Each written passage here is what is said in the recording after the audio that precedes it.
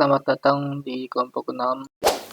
Kelompok kami terdiri dari Dion, Febiola, Lara, Lediana, Marcia, Regina, Rachel, Wilita, dan Angga.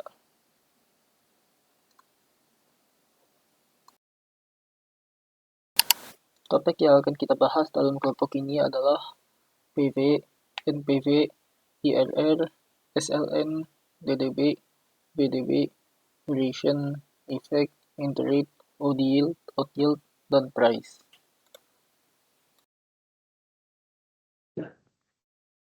Halo rekan-rekan, kali ini saya akan mempresentasikan present value atau PV. Pada present value, konsep keuangan yang digunakan untuk menghitung nilai saat ini dari sejumlah uang yang akan diterima atau dibayar di masa depan, dengan mempertimbangkan tingkat diskonto atau bunga. Konsep ini sangat penting dalam analisis investasi dan perencanaan keuangan. Pada Excel, penggunaan fungsi present value untuk menghitung nilai sekarang dari sejumlah pembayaran di masa depan dengan tingkat bunga tertentu. Jadi proses ini melibatkan penggunaan tingkat diskonto atau tingkat suku bunga untuk menyesuaikan nilai arus kas masa depan. Berikut adalah rumus PV beserta sintaks yang digunakan dalam Microsoft Excel.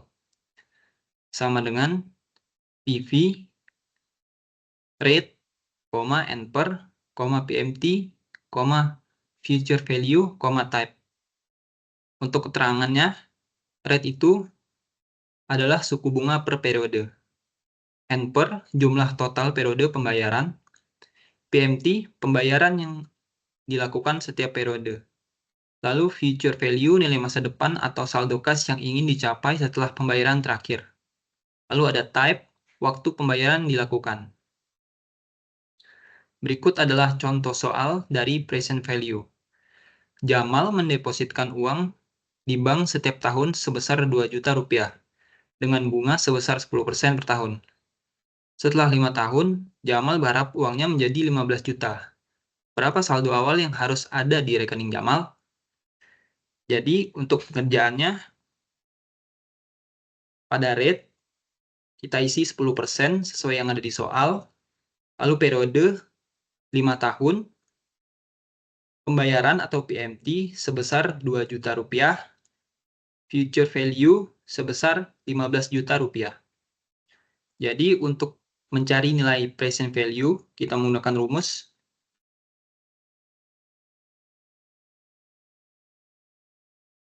pada rate, kita isi 10% NPER atau periode 5 tahun, untuk PMT 2 juta, future value sebesar 15 juta,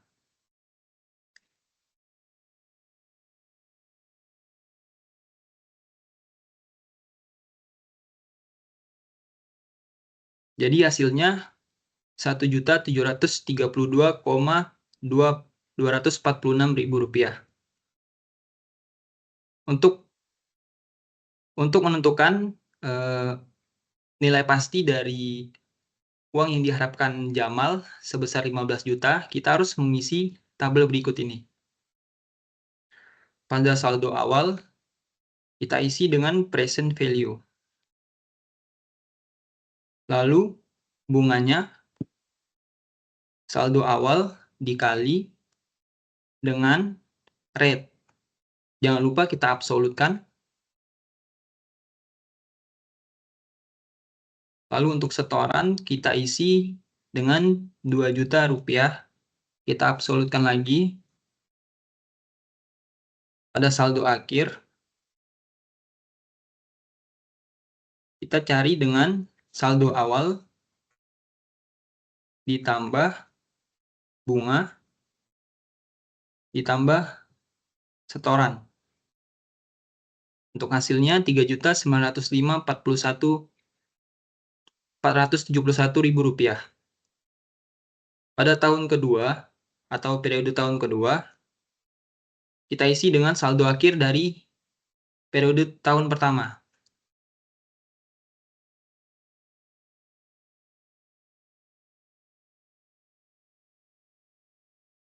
Selanjutnya,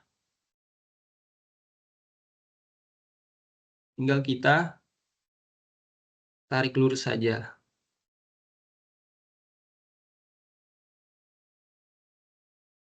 Maka dapatlah hasil sebesar 15 juta rupiah. Sekian dari saya. Terima kasih.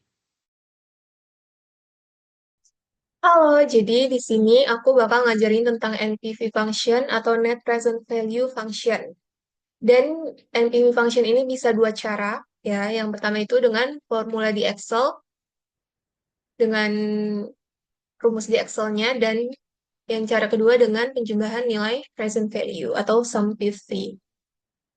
Kita langsung aja lanjut ke formula NPV function di Excel tuh gimana.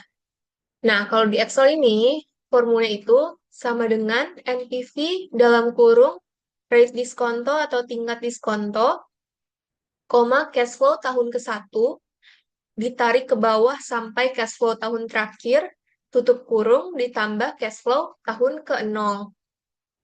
Nah, kita langsung lanjut aja ke contoh soalnya. Di sini ada contoh soal, udah diketahui cash flow-nya dan periodnya ya. Periodnya itu ada sampai tahun ke-5. Cash flow-nya di sini tahun pertama minus, lalu tahun berikutnya positif sama semua. Dan memang kalau tahun ke-0 itu biasanya cash flow masih negatif. Di sini ada tingkat diskontonya itu 11%. Gimana cara ngitung NPV-nya? Nah, cara itu gampang banget. Yang pertama, sama dengan NPV dalam kurung rate diskonto. Nah, diskonto rate ini di sini 11%. Di koma, cash flow tahun ke-1. Itu bukannya minus, tapi yang positif 2.500. Tarik terus ke bawah sampai tahun ke-5. Tutup kurung, ditambah cash flow tahun 0. Kah hasilnya? Dah. Oke, sekarang kita lanjut ke yang NPV menggunakan penjumlahan nilai present value. Di sini juga ada rumusnya, tenang aja. Rumusnya itu cash flow tahun sekarang atau tahun yang sedang dihitung dibagi dalam kurungnya 2 kali, 1 ditambah WACC, tutup kurung, pangkat tahun sekarang atau tahun yang sedang dihitung, tutup kurung. Nah, 1 ini kan rumus mati ya. Jadi, kita langsung aja lanjut ke soalnya. Diketahui WACC-nya 10%, tahunnya ada sampai 5 tahun ya, dari 2017 sampai 2022. Dan di sini cash flow yang pertama minus, dan di sini selanjutnya tahun 1 sampai 5 positif. Nah, cara ngitungnya itu kita hitung dulu present value-nya setiap tahun. Sama dengan cash flow tahun sekarang itu kan minus ini ya, minus 250.000. Baru dibagi dalam kurungnya 2 kali, jangan lupa. 1 ditambah WACC. WACC-nya 10%. Tutup kurung, dipangkatin tahun sekarang. Tahun yang sedang kita hitung kan tahun ke-0. Berarti pangkat 0. Tutup kurung, jangan lupa. Kah hasilnya? Minus. Oke, lanjut lagi. Cash flow tahun sekarangnya berarti ini ya, 100.000. Dibagi 1 ditambah WACC. WACC-nya 10%. Tutup kurung, dipangkatin tahun sekarang, tahun pertama. Ditutup kurung. Ini hasilnya. Lanjut lagi. Cash flow tahun sekarang. Dibagi 1 ditambah WACC-nya 10%. Dipangkatin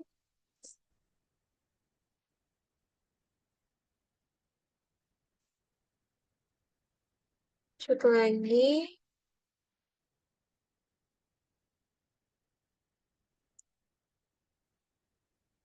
WACC-nya 10%.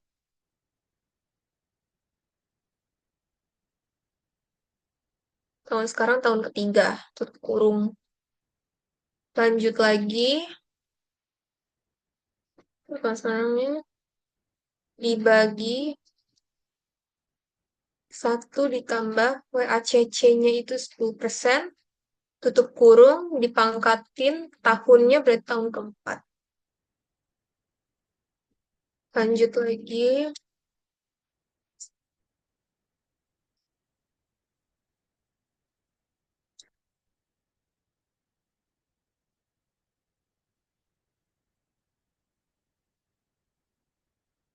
Oke, ini hasilnya sudah sampai tahun ke-5.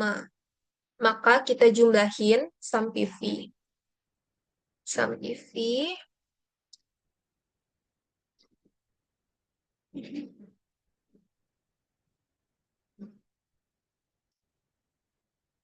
Nah, ini dia hasil sum PV-nya. Perlu diketahui, hasil sum PV itu sama dengan NPV. Oke, itu aja. Semoga ngerti. Terima kasih. Selanjutnya, saya akan menjelaskan tentang IRR.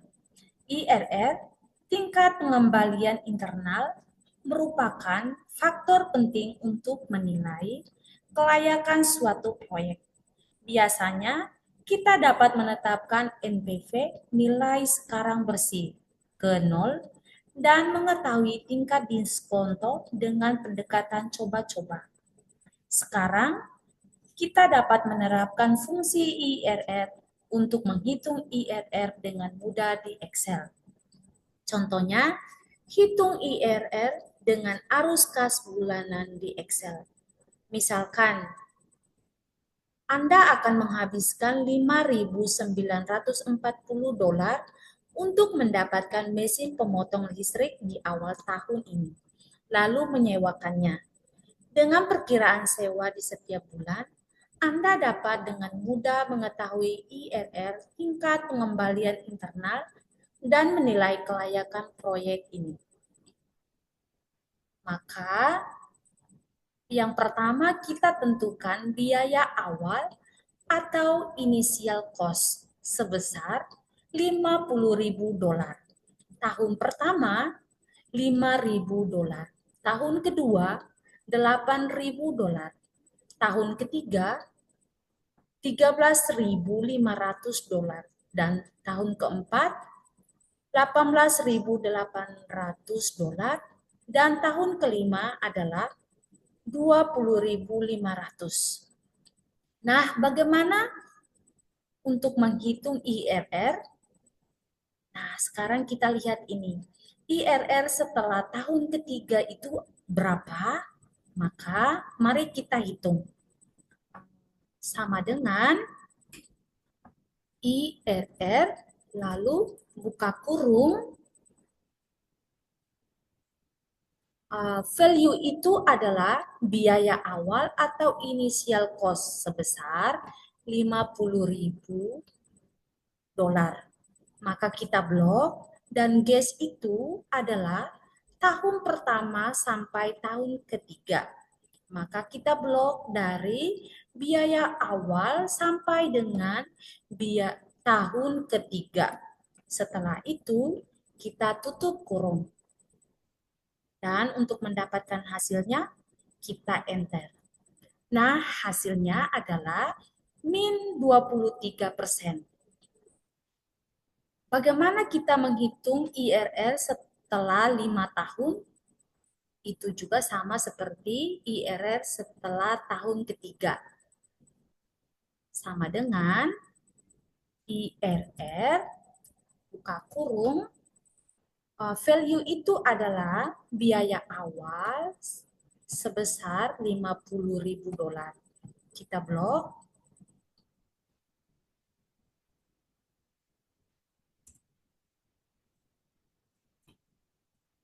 Kita blok. Lalu quest-nya itu dari tahun 1 sampai dengan tahun 5. Setelah itu kita tutup kurung. Nah, kita akan mendapatkan hasilnya dengan klik enter. Nah, hasilnya adalah 8%. Terima kasih.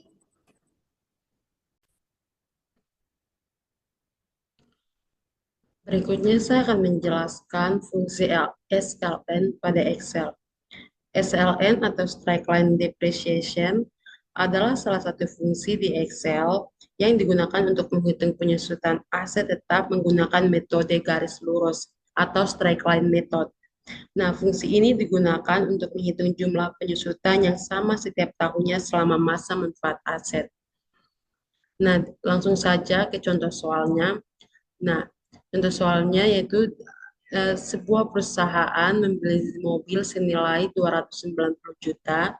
Berapakah nilai penyusutan mobil setiap tahun selama 8 tahun dengan metode SLM dengan asumsi nilai mobil di akhir periode adalah 50 juta.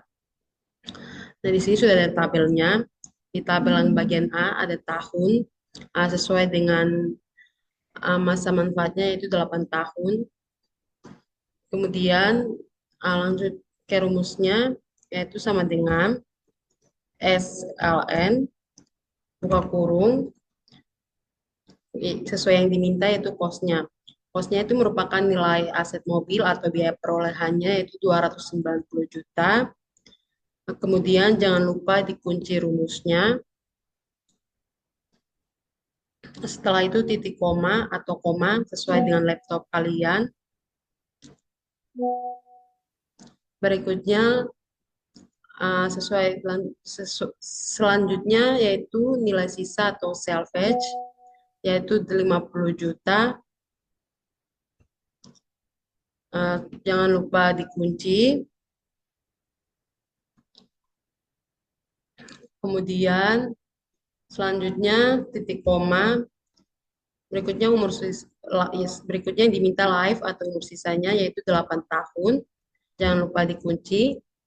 Kemudian tutup kurung. Lalu enter. Nah, nilainya ini 30 juta. Kita drag ke bawah. Nilainya tetap sama yaitu 30 juta karena ini menggunakan metode garis lurus. Jadi nilainya selalu sama sampai masa manfaat asetnya. Oke, di sini aku akan jelasin tentang DDB atau Double Declining Balance. Rumusnya adalah cost, salvage, life, dan faktor. Cost adalah nilai aset wajar saat dibeli. Salvage adalah nilai aset atau nilai sisa yang diharapkan dari aset setelah masa pakainya. Life adalah masa pakai atau umur ekonomis dari aset dalam satuan periode, biasanya tahun. Dan yang terakhir ada faktor, adalah nilai yang digunakan sebagai faktor penyusutan. Jika tidak diisi angka lain, maka akan dianggap 2. Oke, langsung aja kita ke soal latihannya. Sebuah perusahaan membeli mobil senilai 290 juta rupiah. Berapakah nilai penyusutan mobil setiap tahun selama 8 tahun dengan menggunakan metode DDB dengan asumsi nilai mobil akhir periode adalah 50 juta rupiah. Di sini kita tulis, diketahui nilai aset mobilnya adalah 290 juta, ini adalah cost-nya. Nilai sisanya adalah 50 juta rupiah, ini adalah salvage. Dan umur asetnya adalah 8 tahun, ini adalah life. Oke. Di situ kita bikin tabel seperti ini. 1 sampai 8. 1 tahun sampai 8 tahun. Langsung aja terus DDB-nya sampai dengan DDB buka kurung cost-nya. Jangan lupa di absolute. Salvage-nya. Life 8 tahun. Dan periode. Tutup kurung. Bentar. Di sini kita dapat nilainya adalah 72.500.000 rupiah. Langsung drag down ke bawah. Pasti di tahun terakhir itu selalu 0.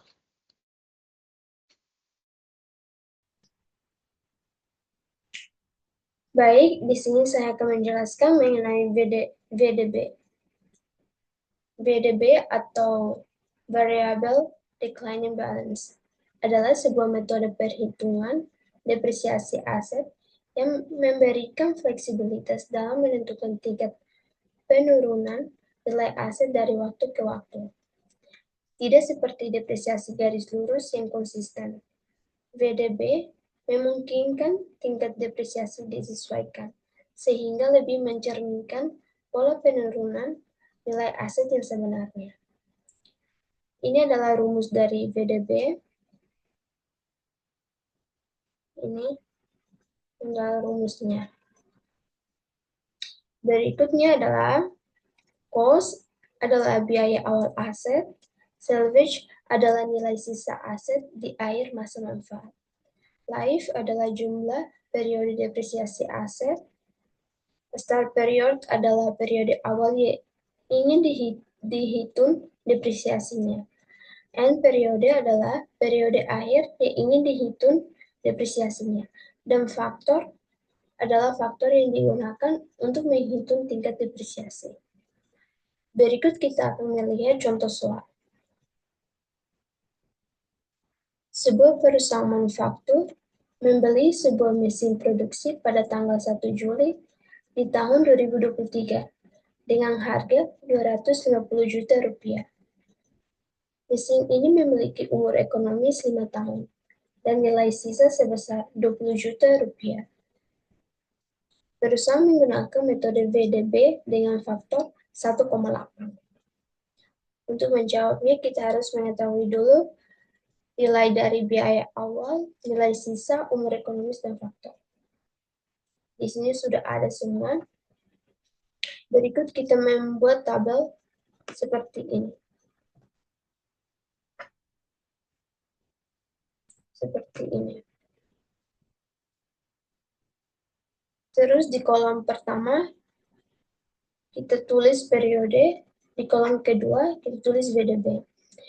Di periode, kita akan isi dari tahun pertama sampai di tahun akhir.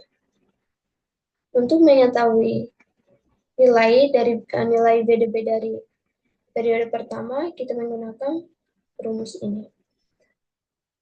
Sama dengan VDB, buka kurung, nilai cost, jangan lupa di absolut, titik koma, nilai sisa, di absolut juga, titik koma, umur ekonomis, di absolut, titik koma, periode pertama dikurang sama 1, dikurang 1, titik koma, periode akhir, tutup kurung, faktor, jangan lupa di absolut, terus tutup kurung, terus enter. Di sini kita sudah dapat periode pertama dengan harga sebesar 90 juta. Dan berikutnya kita tinggal drop dari atas ke bawah. Dan inilah hasilnya. Oke teman-teman, di sini saya akan menjelaskan tentang duration. Nah, fungsi duration dalam Excel adalah untuk mengukur sensitivitas harga obligasi terhadap perubahan suku bunga. Ini membantu mengukur beberapa besar harga obligasi akan berubah jika ada perubahan dalam suku bunga. Dalam konteks obligasi, duration sering dihitung sebagai Macaulay duration dan modified duration. Apa sih perbedaan Macaulay duration sama modified duration sendiri? Nah, Macaulay duration itu adalah rata-rata waktu dalam tahun yang dibutuhkan untuk menerima semua pembayaran dari obligasi. Ini mengukur kapan uang akan diterima secara keseluruhan. Dan untuk modified duration, yaitu untuk mengukur seberapa besar harga obligasi akan berubah jika suku bunga naik atau turun. Ini menunjukkan seberapa sensitif harga obligasi terhadap perubahan suku bunga. Jadi, Macaulay duration fokus pada waktu penerimaan uang, sementara modified duration fokus pada risiko perubahan harga akibat suku bunga. Nah, berikut ini ada fungsi Excel untuk menghitung duration. Ada dua, yaitu seperti yang tadi saya sudah jelaskan, yaitu Macaulay duration dan juga modified duration. Nah, Macaulay duration ini menggunakan fungsi duration, yaitu dengan rumus sama dengan duration, buka kurung, settlement, di situ titik koma, maturity, titik koma, coupon, titik koma yield, titik koma frekuensi, titik koma basis, dan tutup kurung. Settlement dalam fungsi ini yaitu tanggal pembelian obligasinya. Kita akan masukkan tanggal pembelian obligasi dalam settlement itu. Kemudian yang maturity itu tanggal jatuh tempo obligasi. Coupon yaitu suku bunga kupon tahunan obligasi. Yield yaitu hasil tahunan obligasi. Frekuensi itu pembayaran kupon per tahun. Untuk pembayaran tahunan menggunakan frekuensi 1, untuk semi tahunan menggunakan frekuensi 2, dan untuk triwulan menggunakan frekuensi 4. Kemudian yang terakhir yaitu basis. Nah, di basis ini ada opsi 0 sampai 4. Untuk metode perhitungan hari dalam setahun, yaitu menggunakan basisnya 0 atau 1. Yang kedua yaitu modified duration. Nah, rumus modified duration itu kita menggunakan fungsi M duration. Rumusnya adalah sama dengan M duration, buka kurung settlement, titik koma maturity, titik koma coupon, titik koma yield, titik koma frekuensi, titik koma basis, dan tutup kurung. Untuk parameternya sama persis seperti di bagian duration atau Macaulay duration. Berikut ada beberapa hal yang perlu kita perhatikan. Yang pertama yaitu tanggal harus dimasukkan dengan menggunakan format date. Yang kedua, jika penyelesaian atau jatuh tempo bukan tanggal valid, duration akan mengembalikan nilai kesalahan. Jadi tidak akan bisa kalau penyelesaian atau jatuh tempo bukan tanggal yang valid. Kemudian yang ketiga, jika coupon lebih kecil dari 0 atau jika yield lebih kecil dari 0, duration akan mengembalikan nilai kesalahan. Kemudian yang keempat yaitu jika frekuensi adalah angka selain 1, 2, atau 4, duration juga akan mengembalikan nilai kesalahan. Kemudian yang kelima yaitu jika basis lebih kecil dari 0 atau jika basis lebih besar dari 4, duration juga akan mengembalikan nilai kesalahan. Dan yang terakhir yaitu jika penyelesaian lebih besar atau sama dengan jatuh tempo, duration akan mengembalikan nilai kesalahan. Itulah hal-hal yang perlu diperhatikan saat mengerjakan duration. Nah, kita akan masuk ke contoh soal. Nah, ini ada contoh soal duration. Diketahui, Cia memiliki obligasi dengan detail sebagai berikut. Settlement-nya yaitu tanggal pembelian 1 Januari 2024, maturity yaitu tanggal jatuh tempo yaitu 1 Januari 2034, dan untuk coupon yaitu suku bunga kupon sebesar 5%, untuk yield tahunan yaitu 6%, untuk frekuensi pembayaran kuponnya 2 kali setahun, berarti semi tahunan. Itu sama dengan 2 ya, semi tahunan, jadi 2. Dan untuk basis kita menggunakan. Nah, untuk pertanyaannya itu kita akan menghitung berapa Macaulay duration, modified duration, dan buat kesimpulan. Oke, yang pertama kita masukin data-data ini ke dalam tabel yang sudah saya buat. Pertama, di sini ada 1 Januari 2024. Dan untuk maturity-nya yaitu 1 Januari 2034. Nah, ini tadi saya sudah menggunakan format data, tapi kalau misalnya teman-teman belum pakai format data, teman-teman bisa merubahnya di bagian sini. Klik kanan, di situ lihat di format cell. Nah, di sini ada data yang perlu digunakan, itu data yang tanggal, bulan, dan tahun. Jadi kita yang harus kita pakai itu tanggal, bulan, dan tahun. Yang oke. Habis itu kita di sini kuponnya tadi ada 5%. 5% di sini. Kemudian yield-nya ada 6%. Frekuensinya ada singelnya berarti 2. Dan basisnya 0. Nah, sekarang untuk menghitung duration-nya. Itu kita sama dengan duration to settlement, yang ambil datanya aja, titik maturity, titik koma 5%, titik koma 6%, titik koma frekuensi, koma basis, terus itu tutup. Oke, nah ini adalah hasil perhitungan untuk duration. Sekarang kita hitungnya M duration atau modified duration, yaitu sama dengan M duration. Habis itu sama ya teman-teman, untuk cara masukin datanya sama. Settlement, titik koma, maturity, titik koma, coupon, titik koma, titik koma frekuensi, dan titik koma basis tutup kurung. Oke, hasilnya untuk duration ada 7,89 dan untuk M duration yaitu 7,7. Nah, di sini kesimpulannya yaitu pada perhitungan di atas ini, Mid-Career Duration obligasi adalah 7,89 tahun, yang berarti investor akan menerima rata-rata semua pembayaran dari obligasi dalam waktu 7,89 tahun. Sedangkan untuk Modified Duration sebesar 7,67 tahun, menunjukkan bahwa jika suku bunga naik 1%, harga obligasi akan turun sekitar 7,67%. Ini menggambarkan tingkat sensitivitas obligasi terhadap perubahan suku bunga. Demikian penjelasan dari saya. Terima kasih.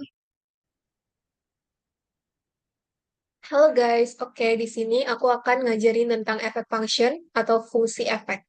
Pertama-tama kita kenalan dulu dari tujuan efek function ini itu untuk mengembalikan tingkat bunga tahunan efektif untuk tingkat bunga nominal tertentu dan jumlah periode pemajemukan per tahun. Tingkat bunga nominal harus berupa nilai numerik antara 0 dan 1. Jumlah periode pemajemukan per tahun itu harus bilangan bulat positif. Nah, untuk formula di Excel-nya tentang efek function itu sebagai berikut.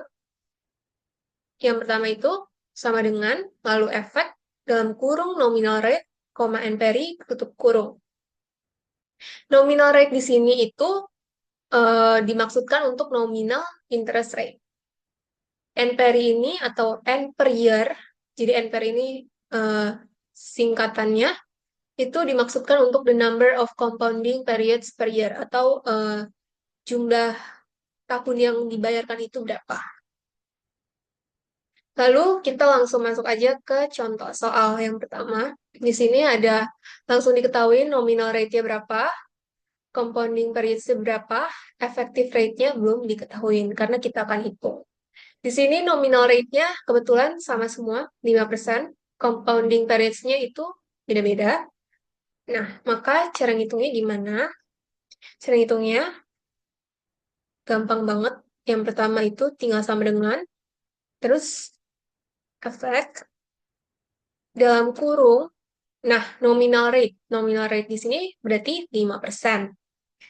Terus koma, compounding periods atau NPRI, N per year, 1.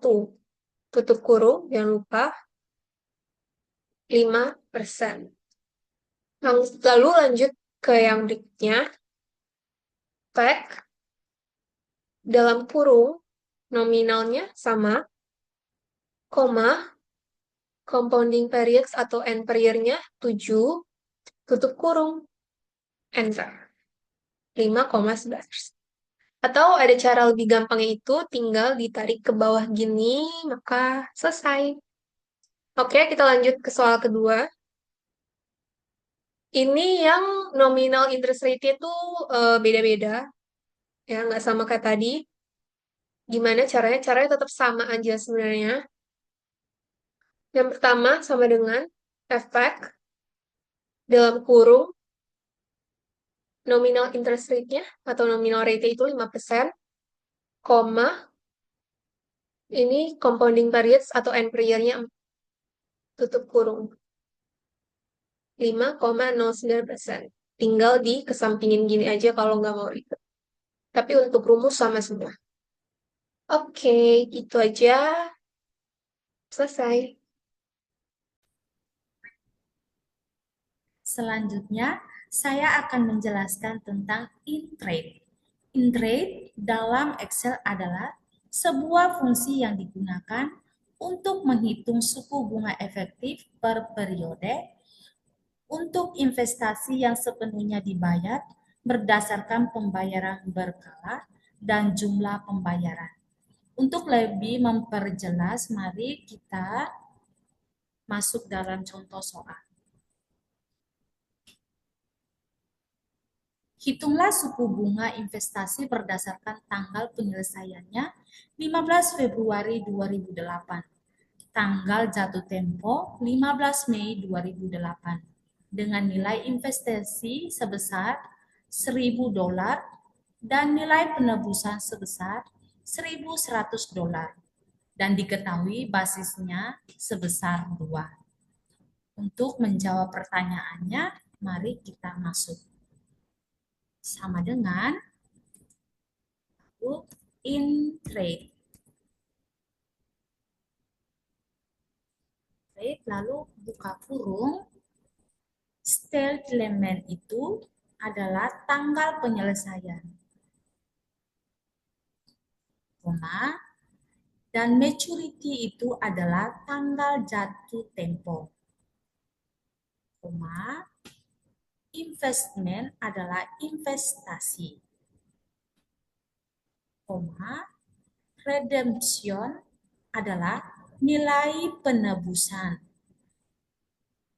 Dan basisnya yang sudah diketahui adalah 2. Lalu kita tutup kurung. Dan untuk mendapatkan hasilnya, kita klik enter. Nah, ini adalah hasilnya. Suku bunga investasinya sebesar 5,77%. Terima kasih.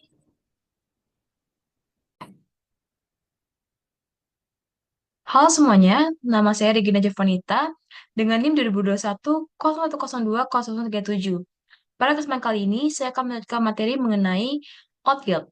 Nah, outyield itu dibagi jadi 2, yaitu ada OL field dan juga OL yield. Saya akan jelaskan pertama terlebih dahulu mengenai OL field. Nah, OL field itu fungsi Excel digunakan untuk mengembalikan hasil sekuritas dengan periode pertama ganjil, pendek atau panjang. Rumusnya sama dengan OL field dalam kurung settlement, titik koma atau koma, sesuai dengan komputer kalian. Maturity, titik koma issue, titik koma first underscore coupon, titik koma rate, titik koma PR, titik koma redemption, titik koma frekuensi, titik koma, dan kurung lagi basis satu kurung. Ada beberapa keterangan, yaitu settlement, tanggal penyelesaian sekuritas, maturity, tanggal jatuh tempo sekuritas, issue, tanggal penerbitan sekuritas, first coupon, tanggal kupon pertama sekuritas, rate, tingkat suku bunga sekuritas, PR, laba tahunan sekuritas, redemption, nilai penebusan sekuritas per nilai nominal $1, frekuensi, jumlah kupon pembayaran per tahun. Nah, untuk pembayaran tahunannya, itu dimulai dari frekuensi 1, jika dibayar setiap tahun, frekuensi 2 setengah tahun, frekuensi 3 triwulan, dan juga seterusnya. Lalu di sini ada basis yang sifatnya lebih ke opsional, di mana dia perhitungan hari yang digunakan saat menghitung bunga untuk sekuritas. Nah, basis itu umumnya bawaannya itu 0, kecuali kalau misalnya dia ada kondisi tertentu, seperti basis 1 jika hitungan hari aktual per aktual, basis 2 aktual per 360, basis 3 aktual per 365, dan basis 4 jika hitungan hari 30 per 360 Eropa. Tapi umumnya basis itu bawaannya angka 0. Nah, ada beberapa hal yang perlu diperhatikan saat menggunakan rules formula ini, yaitu dia akan mengembalikan value atau error jika issue, first coupon, maturity, atau settlement bukan tanggal yang valid. Maka pastikan untuk menulis tanggal yang sesuai. Dimulai dari bulan dulu, tanggal baru tahun. Lalu, dia juga akan mengembalikan 6 jika PR kurang dari 0 atau PR 0, redemption 0, frekuensi bukan berbentuk angka nomor gitu ya, kayak angka 1, 2, 3, dan seterusnya. Basic kurang dari 0 atau basic lebih dari 4. Majority lebih besar daripada first coupon, lebih besar daripada settlement, lebih besar daripada issue tidak puas. Interval antara maturity dan first coupon tidak cocok dengan frekuensi. Lalu selain itu, issue, first coupon, settlement, maturity, frekuensi, dan basic dipotong menjadi bilangan bulat. Maka perlu diperhatikan bahwa untuk hasil dari rumusan ini adalah desimal. Kita lanjut ke contoh kasus soal. Nah, di sini diasumsikan kalau untuk menghitung harga setiap $100 nilai nominal obligasi, tanggal kupon pertamanya yaitu 15 Maret 2017. Lalu obligasi tersebut dibuat atau diterbitkan tanggal 1 Desember 2016, tanggal penyelesaiannya 1 Maret 2017, jatuh tempo 15 Maret 2020, tingkat kupon 5%, pengembalian 6%, pembayaran dilakukan setengah tahun, dasar hitung hari adalah $100. Maka kita pertama perlu membuat tabel terlebih dahulu untuk mempermudah kita menjawab soal. Nah, di sini saya sudah siapkan tabel, dan juga tadi saya sudah mengisi sedikit datanya. Saya akan jelaskan ulang satu persatu. Yang pertama, settlement. Settlement itu tanggal penyelesaian, yaitu 1 Maret 2017. Lalu maturity, di sini, yaitu jatuh tempo, 15 Maret 2020. issue itu 1 Desember 2016 pada saat dia dibuat atau diterbitkan. Terus kupon pertama 15 Maret 2017. Nah, perlu diingat kembali bahwa untuk menulis dari bagian settlement sampai ke first coupon, dimohon untuk membuat tanggal yang sesuai. Jadi, diingat kembali untuk membuat tanggal dari bulan dulu, baru tanggal, baru tahun. Kenapa begitu? Karena kalau misalnya dia ada yang terbalik gitu ya, maka nanti di rumusan fungsi di OR field ini nanti dia nggak kebaca. Jadi nanti hasilnya malah error. Maka dari itu perlu diperhatikan juga untuk menulis date atau tanggalnya ya. Kalau kita lanjut ke rate-nya 5%, dari sini PR 6%, redemption-nya 100 kan. Kalau frekuensinya 2. Nah, 2 ini dapat dari mana? 2 ini dapat dari setengah tahunan ini. Karena di sini dijelaskan bahwa frekuensi 2 itu setengah tahun. Sehingga kan dari setengah tahun, kita pakai frekuensinya 2. Nah, lalu kita coba untuk mengisi OF field dengan rumusan fungsi OF field, yaitu sama dengan OF field. Nah, lalu klik settlement-nya di sini, koma atau di koma. Di sini karena aku saya biasanya koma, jadi pakai koma. Lalu maturity-nya, koma lagi issue, koma first coupon, koma rate, koma PR, koma redemption, koma frekuensi, koma. Nah, untuk basisnya, karena di sini tidak ada penjelasan apapun mengenai basis, maka kita menggunakan basis bawaan, yaitu 0. Kecuali kalau misalnya ada kondisi tertentu yang dijelaskan, baru kita menggunakan angka set 0. Lalu tutup dan enter. Maka ketemu hasilnya oleh fieldnya yaitu 28,57. Kita lanjut ke bagian kedua yaitu OL yield. Nah, kalau OL yield ini tadi ke periode pertama ganjil sebelum jatuh tempo, di sini OL yield ini lebih ke periode terakhir yang tidak genap atau ganjil sebelum jatuh tempo. Nah, rumusannya sebenarnya hampir sama tapi memang agak sedikit berbeda, yaitu sama dengan OL yield dalam kurung settlement, dari koma atau koma, sesuai dengan keperkalian, maturity titik koma, less interest, titik koma rate, titik koma PR, titik koma redemption, titik koma frekuensi, titik koma, dalam kurung lagi basis atau tutup kurung. Nah, keterangannya di sini juga sebenarnya hampir sama, kecuali memang ada beberapa nama dan juga penjelasan yang berbeda, seperti less interest. Kalau tadi di sana first coupon, di sini less interest, yaitu tanggal kupon pertama sekuritas. Lalu di sini PR. Kalau tadi sebelumnya di OL field, PR itu adalah laba sekuritas. Di sini kita lebih ke harga sekuritas. Lalu yang lainnya sama. Kita langsung masuk aja ke contoh kasus soal. Nah, di sini diasumsikan bahwa untuk menghitung harga $100 nilai nominal obligasi dengan tanggal kupon pertama 31 Maret 2020. Lalu obligasi itu dibuat dengan tanggal penyelesaian 21 Juni 2021. Jatuh tempo 30 September 2021, bunga 7,5%, nah dengan harga 96. Pembayaran dilakukan setengah tahunan, dasar hitungan hari adalah $100. Maka seperti sebelumnya, kita perlu membuat tabel dan juga di sini saya sudah isi datanya, tapi saya akan jelaskan satu persatu. Di sini settlement, yaitu tanggal penyelesaiannya 21 Juni 2021, maturity-nya itu jatuh tempo 30 September 2021, plus interest, kupon pertama, 31 Maret 2020, rate-nya 7,5%, PR harganya 96, redemption 100, frekuensinya 2, karena sama seperti tadi, setengah tahun berarti masuknya ke frekuensi sama dengan 2. Basisnya 0. Kenapa? Karena di sini tidak dijelaskan, sehingga kita menggunakan basis bawaannya untuk 0. Maka di sini cara menghitungnya yaitu sama seperti tadi, tapi kita kali ini pakai OL yield. OL yield, lalu settlement-nya, titik koma atau koma, baru maturity-nya, koma less interest, koma rate, koma PR, koma redemption, koma frekuensi, koma 0. Lalu tutup kurung dan enter.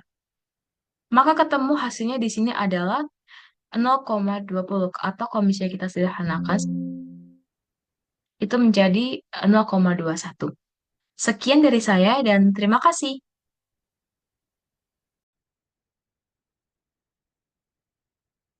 Selamat malam semuanya. Perkenalkan, nama saya Dionisi Santoso. Kali ini saya akan menjelaskan tentang function price. Nah, apa sih function price itu? Fungsi price di Excel digunakan untuk menghitung harga per 100 unit nilai nominal dari suatu surat utang bond atau bond yang memberikan bunga berkala. Fungsi ini berguna untuk investor atau analisis keuangan yang ingin mengetahui harga obligasi berdasarkan suku bunga kupon, tanggal jatuh tempo, tanggal settlement, tanggal bunga diskonto, serta frekuensi pembayaran bunga tahunan. Dengan fungsi pricing ini, pengguna diharapkan dapat menghitung harga obligasi dengan lebih akurat tanpa harus melakukan perhitungan manual yang kompleks, sehingga sangat membantu dalam analisis portfolio atau penentuan nilai investasi. Nah, apa sih formula price itu? Pada dasarnya, formula price bisa dilihat dari sini. Nah, sebentar. Jadi ada settlement, maturity, rate, yield, redemption, frequency, dan ini optional ini, basis. Nah,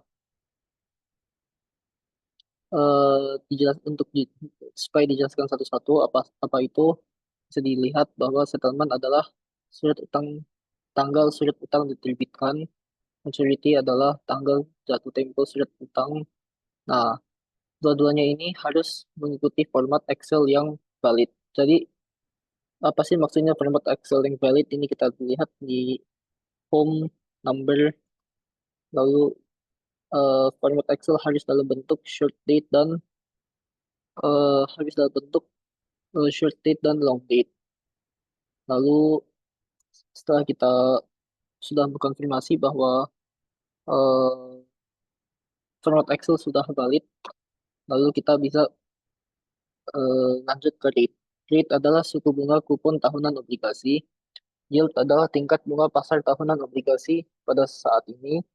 Redemption adalah nilai penebusan obligasi per 100 par nilai nominal pada saat jatuh tempo.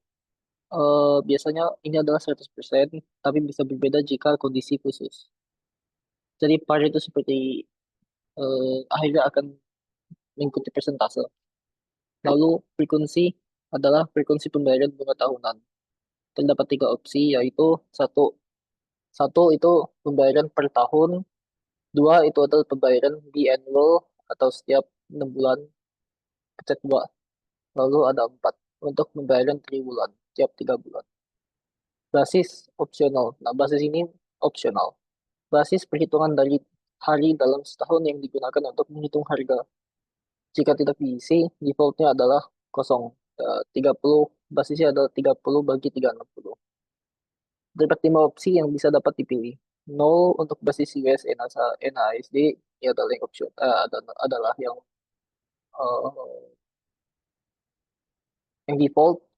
Lalu 1 untuk basis aktual, 2 untuk basis aktual bagi 360, 3 untuk basis aktual bagi 365, dan 4 untuk basis Eropa. Atau 30 bagi 360, sama aja. Nah, kita di sini lihat di Excel sudah disiapkan contoh soal untuk function price. Sebuah obligasi memiliki nilai nominal 100 juta dengan tingkat kupon 6% per tahun. Lalu obligasi tersebut akan jatuh tempo pada 1 Januari 2030.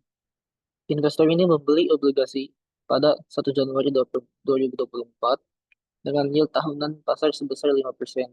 Bunga dibayarkan setengah tahunan, jadi biannual dibayar setiap 6 bulan. Dan nilai penebusan obligasi pada jatuh tempo adalah 100% dari nilai nominal. Par 100 berarti kita nanti akan tulis di